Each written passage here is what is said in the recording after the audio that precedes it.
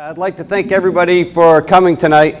My name's Alan Dodd. I'm the Director for the Department of Resilience and Public Works. And I'll be kicking off this discussion that we're having today. And I'd like to begin by really thanking you for coming tonight. This is probably the most critical part of our Stormwater Master Plan development. And when I say Stormwater Master Plan, what I'm really talking about is how we manage water here in the city of Miami, keeping it off the roads, keeping it in the canals and in the water where we want it to be, and making sure that we continue living our lives here. The last time we had done an update to the master plan was in 2009. And it didn't take into consideration sea level rise, the heavier rainstorms that we're having now, and the changing environmental conditions that are causing so much trouble as we're trying to get around.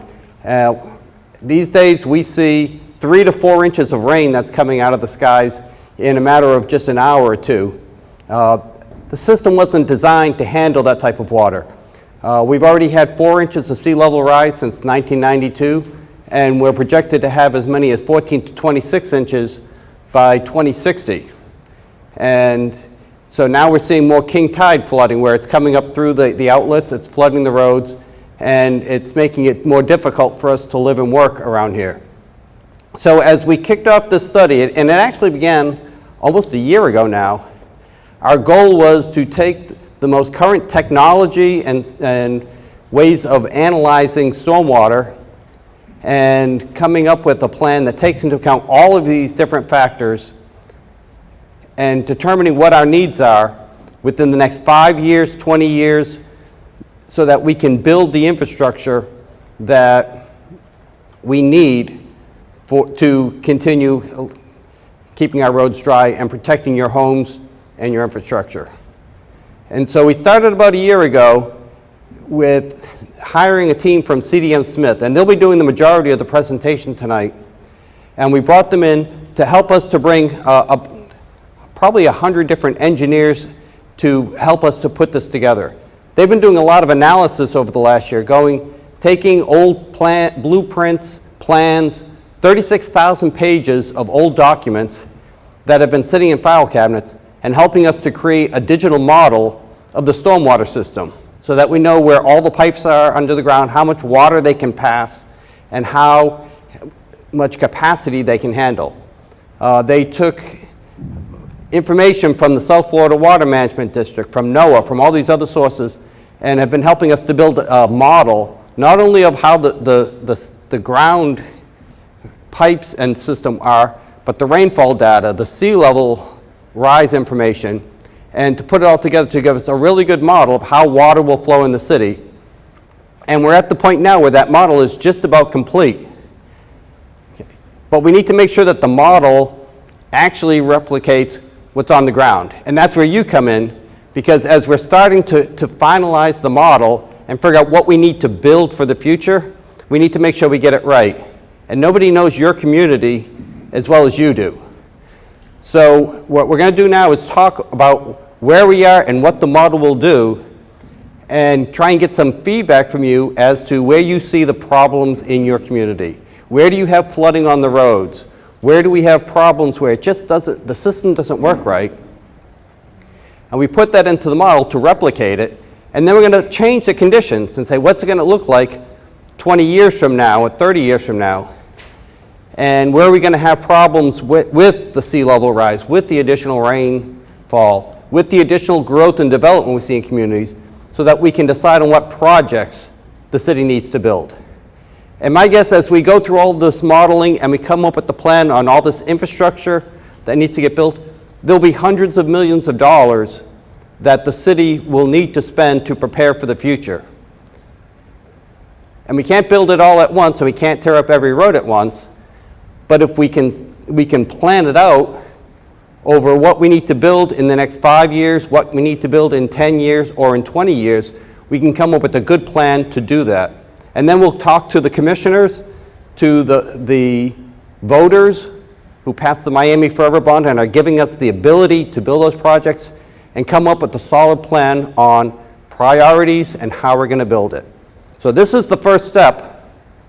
And again, it's the most important part, because you bring Our team has 100 people with 200 sets of eyes who don't know the city. With you and all of your neighbors, we bring hundreds of sets of eyes and a lot more data in to make that a better plan. So that's what we're going to talk about today. And I'd like to recognize that we have Commissioner Carollo in the back corner. I really do appreciate you being here. And I would ask the Commissioner and all of you, for the people who are not here tonight, if you have information that will help us to build this plan, if you have pictures, or you can tell us at this intersection we have flooding problems, please send that information to us, and we'll make sure that the team gets it and it gets incorporated into the model. This is not the first meeting or the last meeting, I should say. This is the first, but it's not the last. We're going to be coming back to you in probably 6 months or so and showing you how we took all this information and what we think some of the solutions will be, and try and get some more information from you, some feedback. Did we get it right? So again, I appreciate you being here. At this time, what I'd like to do is turn it over to Mike Schmidt, who is one of the lead engineers who's been helping us to put together this plan, and he's going to talk through what we have done and where we're going on the plan. So thank you very much, and here you go, Mike.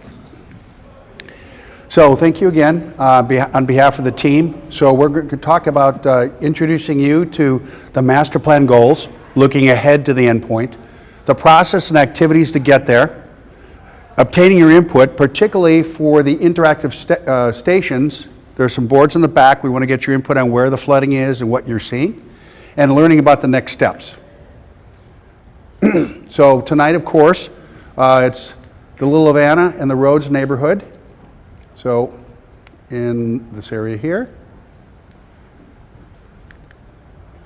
So importantly, as we look where we are and where you want to go, we consider all the various aspects that can affect flooding and water quality for the bay. So there's the protecting against floods, the water quality and environment, importantly with Biscayne Bay, in protecting that beautiful, outstanding Florida natural resource. How you manage land use, superimposing sea level rise now and in the future, knowing that it's uncertain. And so we build in contingencies and we look at the range of impacts. The storm surges that come with hurricanes and tidal storms, as well as the rain on top. What happens when they occur together? Worst case. Preparing for that worst case. So we try to build in resilient features. Some will be concrete and steel and so-called gray, but we'll soften them with green features to create more peripheral parks, perimeter parks along the city to make public amenities from the solutions. Also, the effects of sea level rise on saltwater intrusion. The water supply for the city comes from the Biscayne Aquifer. Very important to protect that. And the changes in groundwater levels, as the water levels rise, there'll be more or higher groundwater levels according with that. And in addition to the facilities that will plan out green and gray, we'll be looking at current and future regulations to help all of the different projects and individual landowners be part of the solution. Because everyone needs to be part of the solution, as Alan said, as you work it in over 5, 10, and 20 years. The overall plan will establish a framework, building with your public support, something that will work now and in the future over time. Don't forget to point, oops, and don't do it twice. All right, so importantly, as I said, looking at the goals and where you want to be, we look at these aspects from flood control through water quality protection, aquifer recharge, putting water in the ground, through conservation and harvesting, taking stormwater and turning into a resource that comes with nutrients. So as we'll talk about, it starts with what you do on your lot, what you catch off your roof, how you water your plants, what you can do to catch it on your lot to reduce what goes off site. Keeping up with the system. There's some older facilities under the ground that they build up with stuff. A lot of things get thrown into the storm drain system. We'll work at cleaning those out to make them as efficient as possible to be part of the solution. The long-term financing, your bond, and leveraging that for the best phase solutions, you get the best buy over time, and then of course building in your acceptance. We identify metrics to measure the performance of the system, which we call levels of service. So how much flood protection you get, how much treatment you provide to clean the water before it goes to Biscayne Bay, how much water you put into the ground. So we'll have metrics on that that will allow the city to understand and the agencies to understand what the plan is doing. And we'll try to make them as adaptable, knowing things change over time. You want to be adaptable. And also they're resilient. You have to be able to bounce back quickly because things happen. Storms will always happen that are larger than the design, but you want to be able to withstand them and then bounce back. And then as sustainable as possible, to not use up the water resource, but treat stormwater as a resource rather than a disposal item. So the process itself, we're largely in these first two phases of collecting various information, as Alan said, across the city to characterize your system, the pipes, the channels, the wells, and all the related aspects, the coastal features, and then also looking at the amount of flooding and the quality of the water to make sure that we balance those. But as we move through, we'll be making recommendations for what you'll build and then how you'll regulate that in terms of design standards, and in training your staff and the development community, the engineers and scientists and planners, to have the proper tools, how to use those tools and apply them so we can all be part of the solution. So the current and ongoing work, you will see many staff out there, surveyors and crews and orange jackets, they're gathering that underground information. As Ellen said, we're taking the many records, some of which, back when I started with our company in 1986, some of those same paper records we're now digitizing and putting into a digital database. They're still valid, but of course it's a new era. And so we're putting those into those digital systems so that we can then look at the flooding, we'll monitor the flooding, a monitoring network will be established, and then we can also then project the flooding. This is for Irma, up in the Shorecrest area, I believe. So we'll be looking at the flooding and the depths and then give recommendations as to how to mitigate that so that you will have the levels of service, that flood protection that you desire, while also protecting water quality. So in this phase, as we mentioned, over 30,000 paper records, 1,500 sets of plans, at various locations across the city. And so then the city will be able to go to their geographic information system, their computer system, touch on a location, pull up the attributes, all the information about those pipes, and know what you need to know in terms of what size, what material, when the last time it was maintained, and all those important factors. So this is another representation of that, showing some of the paper records and the progression to the digital scale, the digital representation, to show here's inlets and pipes, and that way you'll be able to see, as I said, all those digitally. Now, also very importantly, of course, we want to understand the problem areas, and this is where you also come in and part of the dots you'll look to put on the map. Problem areas are locations where there's flooding, or there's a maintenance issue, or there's erosion, or maybe a water quality issue. And so these dots come from the 311 county database and other reported problems over the years. The hatched areas of various colors are from the Federal Emergency Management Agency floodplain maps. As you can imagine, here is the floodplain for the Miami River, here are the coastal floodplains along the edge, and some of the other less frequent floodplains along some of the different developments and the various main transportation locations. So this importantly helps us to understand where the problems are, the nature of the problems, and by understanding properly the nature of the problems, we can better understand a comprehensive solution that does not simply move the water from one neighborhood to a different neighborhood. So this will be meant to serve all the neighborhoods comprehensively as we work to connect the dots with integrative, comprehensive solutions. Another way to look at this, with all the cool tools that the kids have these days, I have a couple of graduates. My daughter just graduated 4 weeks ago from the University of Florida, and of course, if you want something fixed, have your teenagers or the kids fix it, right? But the kids, they came up with this cool set of representations here. So this is another way to look at the problem areas. And from the clusters of problems, they show kind of these, you call them heat maps or maps of greater flooding severity. And this helps us to understand too that here's that Miami River floodplain. Here's some areas that used to be tributaries perhaps to the river that are a little bit lower topographically, lower in elevation. And so we'll look at those and how to restore those flow paths safely and effectively without moving the problem. So the modeling efforts, this is a computer model that looks at the rainfall and how it runs off of pavement and how it flows over into the pipes and over the streets and eventually gets to the rivers and the canals and the bay. And so this is an example of Shorecrest, and this shows then some of the information. And as you saw before, the culmination is to look at, for different levels of rainfall, 1 inch, 5 inches, 10 inches, and different tides like Irma, this is what happened. And this is the representation of the tidal surge from Irma coupled with rainfall. Fortunately, Irma did not have as much rainfall, it was more of a tidal surge, but we'll be looking at both, again, coincidentally, and looking at options to address both tidal and rainfall related flooding. So as we look at how to solve the problems, how to mitigate the problems, because some may be very costly and you have to balance, of course, benefit with cost. So we'll be looking at that importantly as part of this evaluation.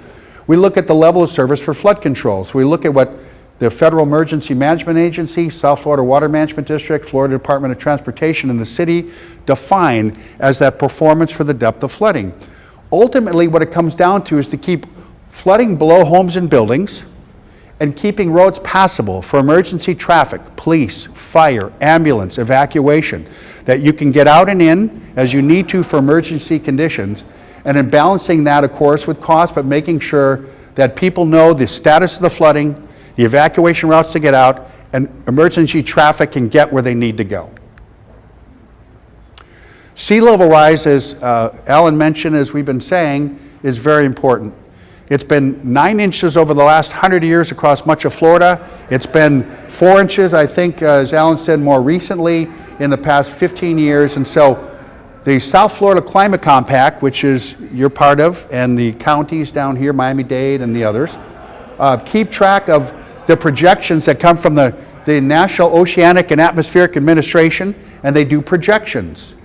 And they range from a low to a high. And what we do is we look at the full range of potentials. In this case, though, we're also looking at a numeric level. So we're looking at 1.5 feet and 2.5 feet, so 18 inches and 30 inches. And what does that do to the system over time? And then, of course, in between. So we'll be able to see what happens for the range of potential sea level cases, how that influences the tides, the daily tides, as well as the surge, and also to the groundwater table accordingly.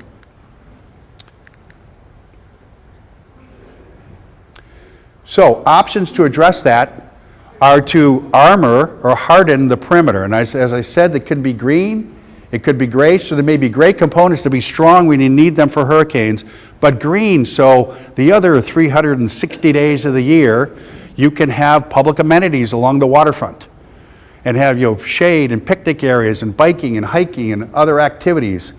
And you sometimes can store water inside of them as well, which helps to strengthen them and be part of the solution. Another key component is to raise critical infrastructure. So there may be transportation corridors, there may be critical emergency facilities, there may be pump stations and other key elements of your system that you'll raise. In some cases, we may find that it's very costly and the benefits is not there, and some things may need to be relocated. That may be longer over time, but these three components, hardening or armoring, raising and relocating, combinations have been shown for communities to be the most comprehensive way to address that, knowing that you have to be adaptable, as I said earlier.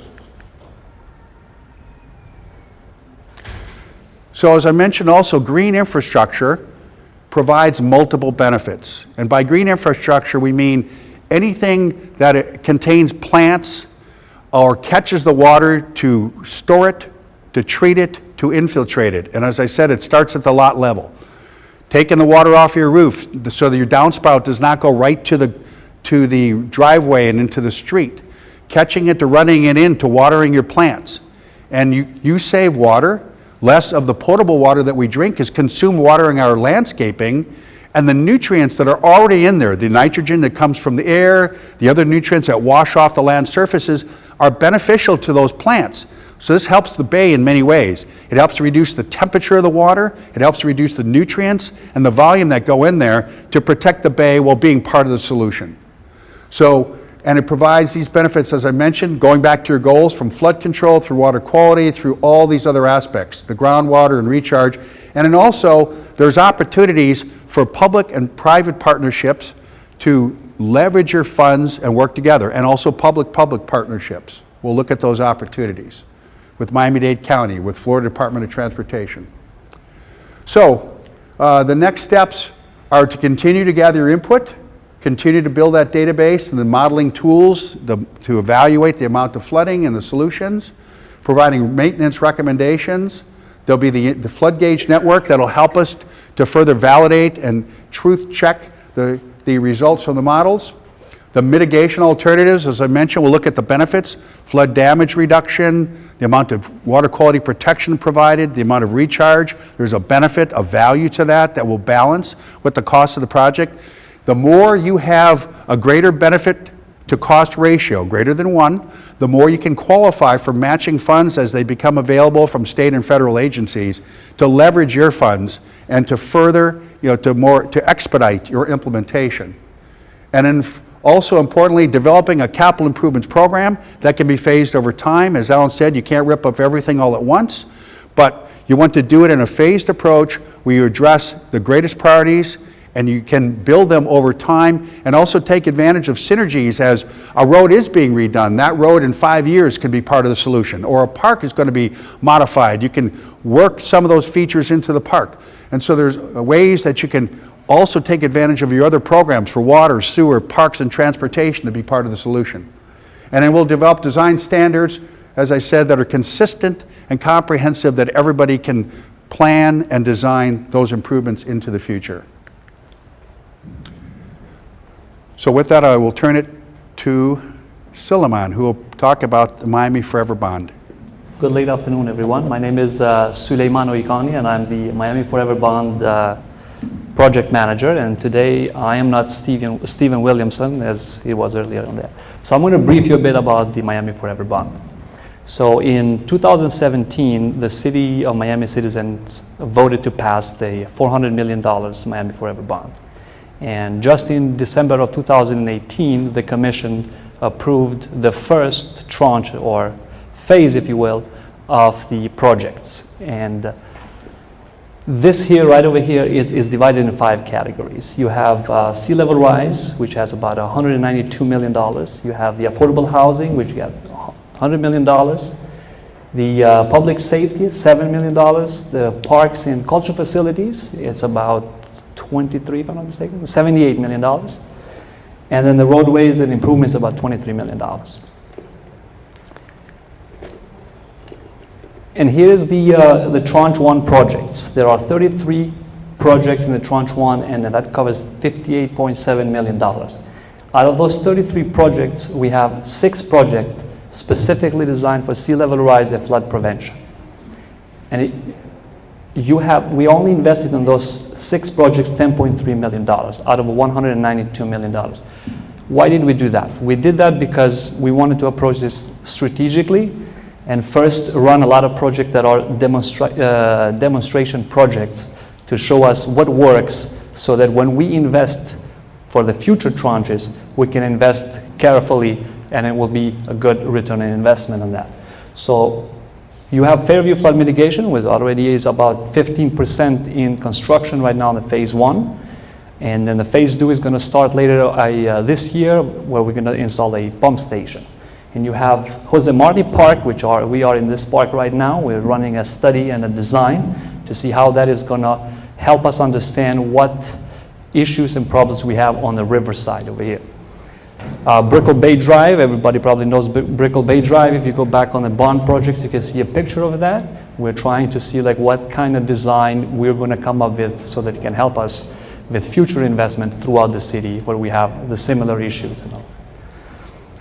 And we also have a street which is outside of the priority basins, and the reason we did that is basically because of the Stormwater Master Plan. We want the Stormwater Master Plan to come out first to tell us where we have issues and where we're going to fix them, and that's why we're doing this, because it's outside of the priority drainage basins. So learning from doing. Stormwater master plan, we have all those projects, a lot of them were sort of demonstrative projects. So the Marty Brickell Bay Drive, we have a Shortcrest area study, and a lot of other studies are going to feed on to the next tranches of the Miami Forever bond. And as Michael Schmidt mentioned earlier, says when they are done with the Stormwater Master Plan, they're going to produce a capital improvements project list, which are going to be then considered to be funded with the Miami Forever bond moving forward. And with that, I'm going to return to Melissa Hugh, who's going to help you understand the 311 app and also like the interactive stations that we have on the background. Hi everyone. So as Suleiman mentioned, I'm Melissa and I'm a Resilience Programs Manager in the Office of Resilience and Sustainability.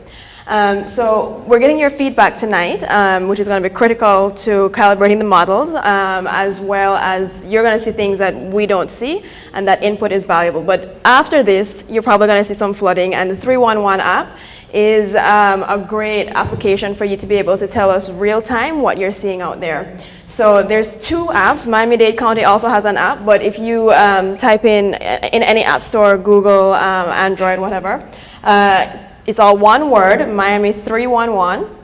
Let me see if I have any visuals for this. So if you see any flooding, whether it's related to backed up drains, any flooding of any sort, you can take a picture, geocode it, the app will geocode for you. It will tell us the time, and you can put in their notes about what you're seeing from what you're not seeing, and this will go into our database, as well as feed into our models that we're using for the Stormwater Master Plan. And so this is what the app looks like.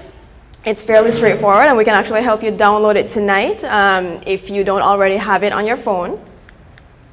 Just some more visuals of what the app actually looks like. So if you're seeing any, for example, roadway flooding, you click roadways. There's a space for you to input the location of the flooding, as well as take a picture if you want to do that, and then any notes that you might want to add to that particular entry. And this is further what it looks like. And as we mentioned before, it's a bit critical to calibrating our models and just getting input for what we're not able to see. So the second part of what we need your help with tonight is placing dots on the maps we have behind you for any kind of flooding that you may be seeing. And so I'm just going to walk through real quick what the dots mean, the colors. So red is for any storm surge flooding. So anything you might have seen in Irma, just tell us where on the map that would have been. The green is for sunny day or tidal flooding. So that's flooding, and that happens right here in Jose Marti Park, actually. And so that's flooding that there's no storm, there's no rain, there's no precipitation. It's flooding coming seasonally through the drains up over seawalls. Yellow is any other kind of flooding that we may not know where it's coming from. You can't explain it. Any other things that we're not really aware of. And if you do use a yellow dot, please explain to us a little bit more info on that. So a little bit more detail as to what you're seeing out there. And then finally, blue is for any kind of rainstorm flooding. So that's any rain event, thunderstorm, anything to that effect. And if you have any questions about any of this, there's maybe people in the back helping you. As mentioned before, all of this feedback is critical, and the Stormwater Master Plan is part of a larger climate-ready strategy that we're currently developing. And so if you have questions about the climate-ready strategy in particular, I can help you with that. I can answer any of your questions. And I just got shown a comment card, so if you have any comments, particularly if you use the yellow dot, we would definitely want you to fill out the comment card with any description of what kind of flooding you might be seeing. And with that, I think that's the end.